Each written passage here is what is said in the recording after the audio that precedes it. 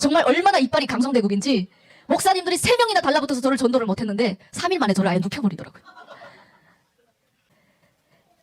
어차피 이렇게 죽으나 저렇게 죽으나 죽을 거 다시 한번 탈북을 해보자 해가지고 13살이 되는 해에 2번째 탈북을 시도를 했습니다.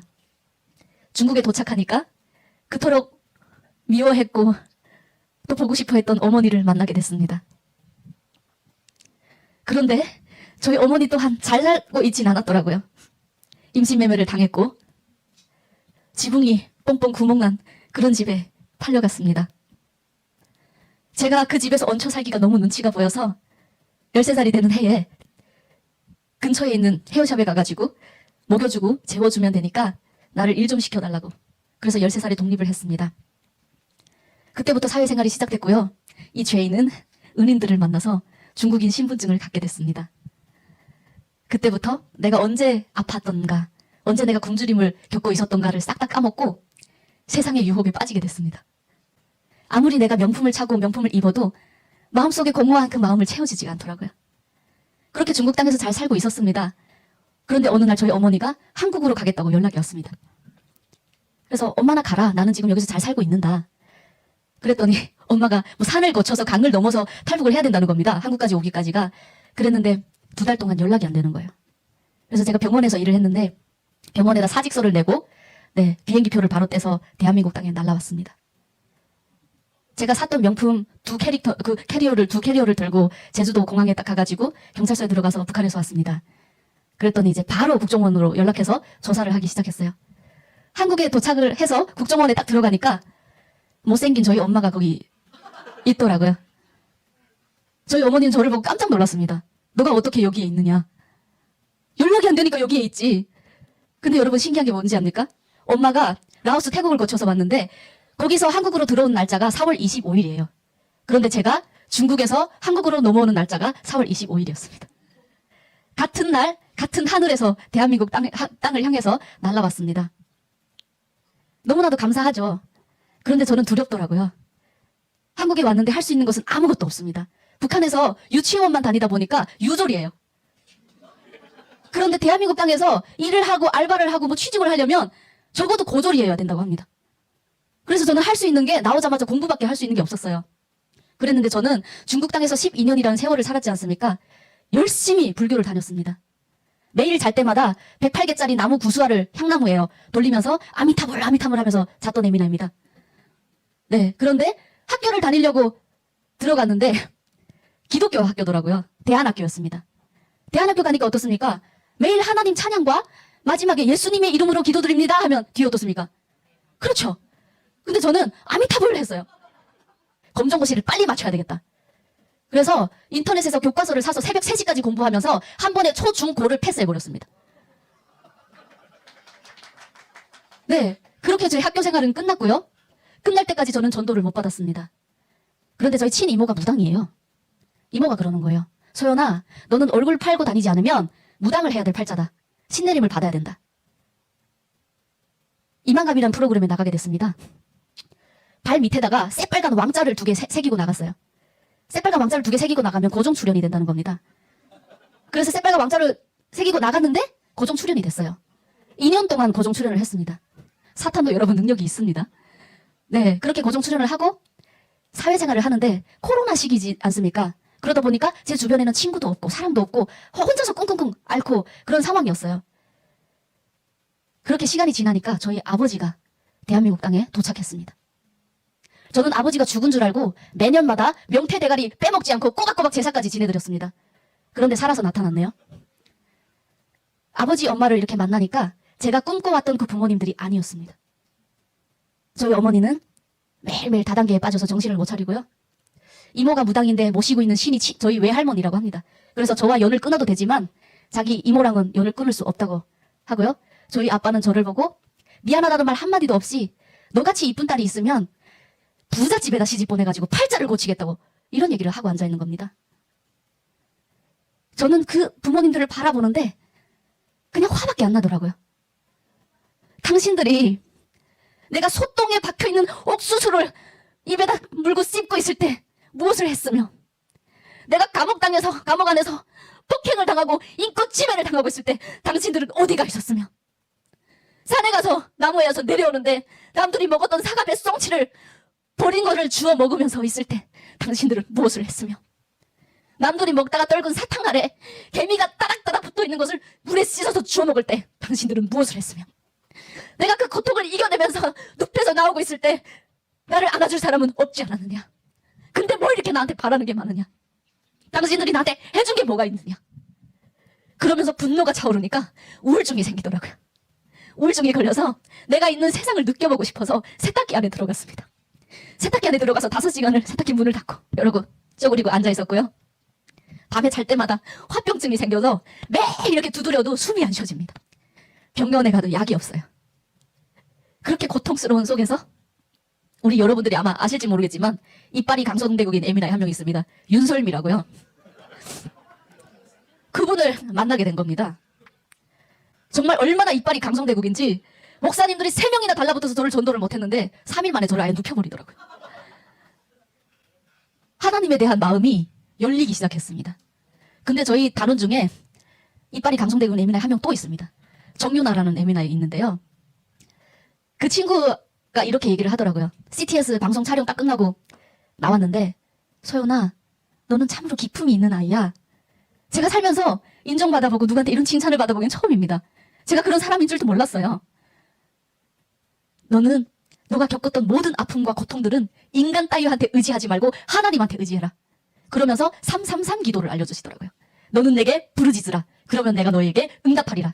라는 기도를 알려주시는데, 그때 하나님은 너의 고통을 모든 것을 아신다 라는 말씀을 하시는데, 집으로 운전하고 가는 길이었어요. 저를 하나님을 부르짖게 했습니다. 하나님, 눈물이 계속 쏟아지는 거예요. 하나님, 내 편이 돼주세요. 하나님, 나를 붙들어 주세요. 하나님, 나를 떠나가지 말아주세요. 하나님, 죄인입니다. 불쌍히 여겨주시고 하나님 용서해 주세요.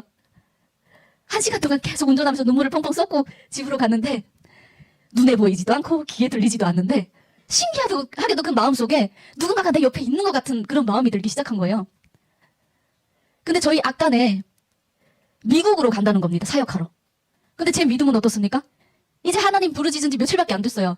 그러다 보니까 다른 에미나이가 미국으로 가게 되어 있었습니다. 저는 미국 갈 확률이 0이었어요. 0. 포스터 다 찍었고요. 몇 명 단원 비행기표까지 다 뗀 그런 상태였습니다. 그런데 신기하게도 100%의 믿음을 주시는 거예요. 너는 미국 간다. 그래서 제가 대표님한테 찾아갔어요. 그 이빨이 강성대국인 그 에미나이. 대표님, 나도 미국 가요. 그랬더니 이 미쳤나 이게 미국 가? 니 뭐 하나님 믿은 지 얼마 됐다고. 그러면서 믿음이 더 좋은 아이를 데려가게 됐으니까 안타깝지만 나중에 너를 데리고 갈게. 이번에는 참아라. 그래서 언니, 나 캐리어에 넣어달라고. 그래도 가겠다고. 그때 당시에 제가 구리시청에서 일을 했을 때였습니다. 그렇게 말을 듣고 다음날 구리시청에 일하러 나가가지고 얘기했어요. 나 미국 1달 동안 갔다 올 테니까 그 1달 동안 휴가 좀 달라고. 그랬더니 어떻게 했습니까? 아예 바로 잘랐어요, 저를. 해임 당했습니다. 그래서 저는 직업도 이런 상태였어요. 그럼 집에 가서 뭐 하겠습니까? 짐을 싸야죠. 여권 준비하고. 그리고 혼자서 그러고 있었습니다. 그런데 윤설미 대표님께 전화가 온 거예요.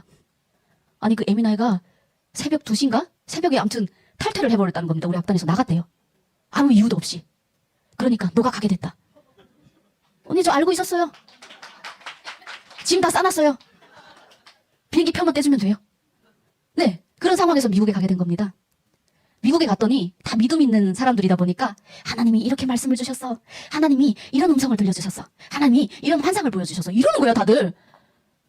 그러니까 저는 하나님한테 이렇게 기도했습니다. 하나님, 언니들은 하나님의 음성을 들었다고 하고 하나님의 그런 마음을 주셨다고 하는데 하나님 제 앞에도 나타나 주세요. 하나님 저도 하나님 보게 해주세요.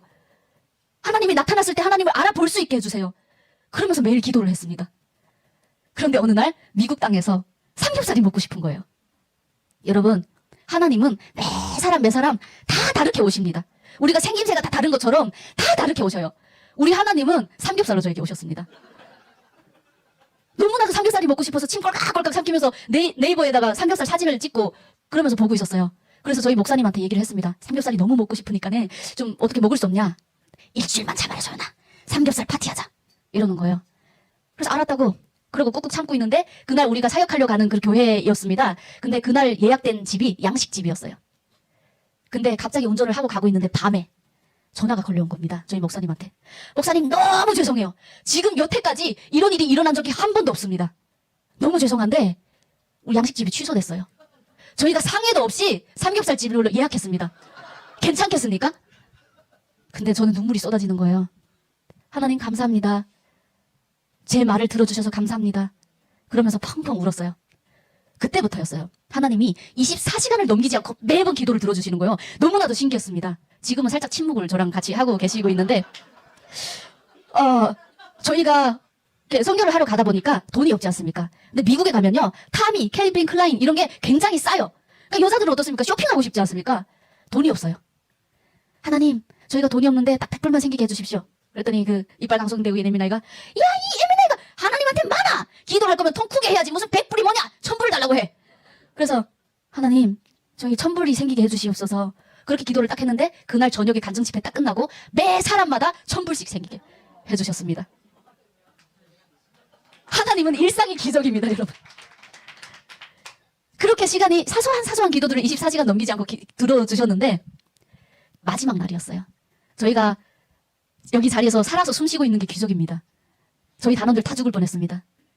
마지막 날이었는데요. 저희가 원래 타려고 한 차가 저희가 쇼핑을 하고 싶다 보니까 원래 타려고 했던 그 차가 먼저 떠나고 저희는 안 타고 뒤에 차를 탔습니다. 그런데 그 차가 오질 않았습니다. 다음날 저희에게 사진을 보여준 것은 제가 앉을 자리에 이만한 돌멩이가 뚫고 들어가서 차가 박살났습니다. 앞으로 달리고 있었는데 모래 태풍처럼 이렇게 앞으로 쫙 빨려 들어가는 그런 느낌이 보이는 거예요. 그때 하나님이 저에게 음성을 들려주셨어요. 아이고 이뻐라 아이고 이뻐라 소연아 찬양해 소연아 찬양해. 근데 내 착각인 줄 알고 계속적으로 의심하고 안 들었어요. 근데 계속적으로 그 얘기를 하시는 거예요. 그래서 옆에 언니들을 돌아보니까 여자들이 달라붙으면 어떻습니까? 계속 말세를 털지 않습니까? 그러고 있는 거예요. 그래서 제가 언니 하나님이 찬양하래요. 그랬더니 예민해 그러면서 찬양하라고 하면 찬양하는 거지 무슨 화를 내고 그러니? 그렇게 해가지고 찬양을 했는데 마라나타를 불렀어요. 부흥 집회가 일어난 겁니다. 목사님으로부터 시작해서 성악 가수 두성 발성까지 써가면서 화음을 맞춰서 하고 있었어요. 하나님이 살려주셨어요. 앞에 차는 지금 그런 사건을 겪으면서 가고 있는데 저희는 뒤에서 쫓아가면서 살아났습니다. 제일 감사했던 기도가 있었습니다. 하나님 아버지, 저희 부모님들이 너무 원망스럽습니다. 하나님, 28살 먹고 저희 어머니가 저를 폭행하고 이런 삶을 사는 게 너무 싫습니다. 아버지, 매일 집에 일하고 들어가면 술을 너무나도 만땅히 마셔서 술상을 퍼려놓고 잠자고 있는 저희 아빠가 너무 밉습니다. 아버지, 연락 안 되게 해주시고 하나님 저희 부모님 내 눈에서 사라지게 해주십시오. 그렇게 매일 기도를 했는데 마지막 날에 기적을 보여주시더라고요. 하나님 감사합니다. 지금이라도 살아서 제 곁에 보내주신 것 감사합니다. 하나님, 저 또한 좋은 딸이 되지 못했는데 좋은 부모를 원했던 것 같습니다. 하나님 죄송합니다. 그러면서 고백이 나오더라고요. 바로 아빠한테 문자를 했습니다. 아버지 감사합니다. 저 또한 좋은 딸이 되지 못했는데 좋은 아빠를 원했던 것 같아요. 아버지도 얼마나 힘드시겠어요. 대한민국 땅에 이제 온 지 몇 년이 안 됐는데 살아가는 그 과정이 얼마나 힘드시겠어요. 아버지 내가 아버지 편이 돼줄게요.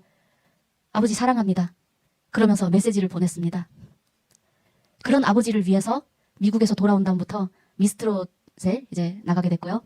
미스트롯 3에 나가게 된 이유도 저희 아버지에게 좀 응원을 하려고 나갔던 것입니다. 제가 합병증 걸리고 우울증에 걸려서 숨을 못 쉬었다고 했지 않습니까?